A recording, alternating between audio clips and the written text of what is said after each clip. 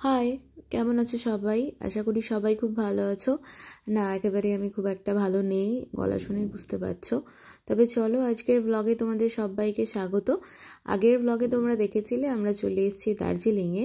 তো রুমে এসে ফ্রেশ হয়ে এবার বেরিয়ে পড়েছি, যাবো একটু টুকটাক খাওয়া দাওয়া করতে। মোটামুটি ভালোই খিদে পেয়েছে, কারণ ওই আগের হোটেলে আমরা দুপুরবেলা লাঞ্চ সেরে তারপর বেরিয়ে পড়েছি। এখন প্রায় 7টা সাড়ে 7টা মতো বাজে। তো ভেবেছিলাম ওই ম্যালের ওখানে অনেক ফাস্টফুড কাউন্টার বসে, ওখানেই খাবো। কিন্তু কি বলবো, তোমাদের বলেছি না, হঠাৎ করেই শুনলাম ওখান থেকে সমস্ত দোকান উঠিয়ে দিয়েছে। ওনারা হয়তো অন্য কোথাও বসবে, এখনও সেই জায়গাটা ঠিক হয়নি। তো যাই হোক, অগত্যায় চলে আসলাম গ্লেনারিজে। যদিও আসতাম আমি আগেও ঠিক করেছিলাম, তবুও ফার্স্ট প্রায়োরিটি ছিল আগে স্ট্রিট ফুডগুলো। তো চলে আসলাম হোপসে। আমি বেকারিতে প্রথমে এসেছি। তো এখান থেকে দুজনের পছন্দ মতো দুটো পাফ নিয়ে নিলাম। যেহেতু বাইরে এত সুন্দর একটা ওয়েদার ছিল, মানে টিপ টিপ করে বৃষ্টি পড়ছে, তোমরা দেখেই বুঝতে পারছো। তো বুঝতে পারছিলাম না কোথায় বসবো। যেখানেই বসছি ও বললো যে না বৃষ্টি পড়বে, তো তবুও বললো যে চলো একদম পেছনে গিয়ে বসি।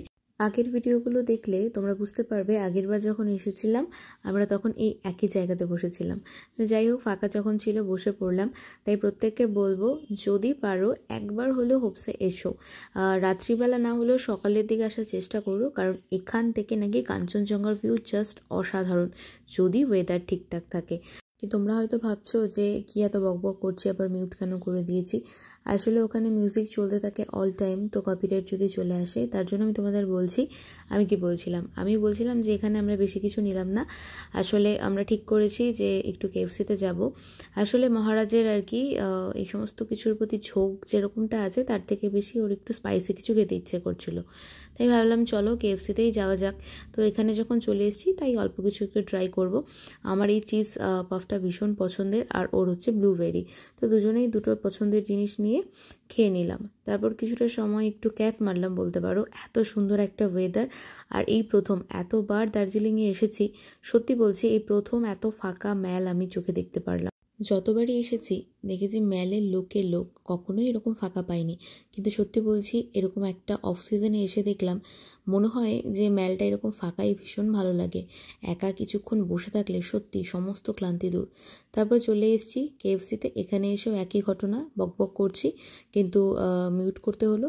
সেম, এখানেও মিউজিক চলছিল, যদি কপিরাইট চলে আসে। তো তারপর আমাদের খাবারগুলো অর্ডার করে নিলাম, খুব বেশি কিছু অর্ডার করিনি। এখানেও বুঝতে পারছো একটা প্লেটের অর্ডার করেছিলাম, কারণ ওই যে আজকে সব অল্প অল্প করে খাচ্ছি, কেউই ঠিকঠাক কিছু খেতে পারছে না। দেখো একবার অবস্থা, চারদিক একদম ফাঁকা। এখানে এসে এবারে মিয়া আমরা দেখেছি, এবার মিয়া আমরা তো যাবে নাকি খেতে? কি যাবো তো? এই তো তোমার স্বপ্নের ঘর। এই আর এই ছাতার জন্য কিচ্ছু দেখা যায় না। চলে এসছে, ওই যে চলেও গেল, আমার ওয়েটটা পর্যন্ত করে না। চলো এবার আমিও যাই। কি এত কিছু খাওয়ার পর আবার কি?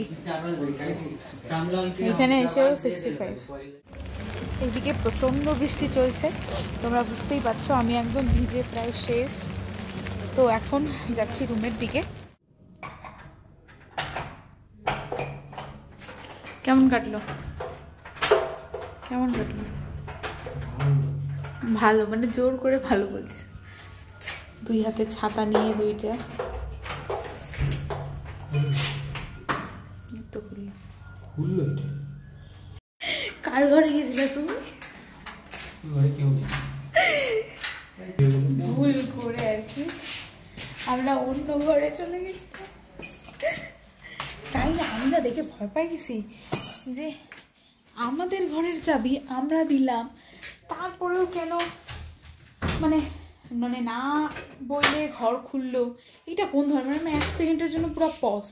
যেটা কি হলো? আমি কি আমি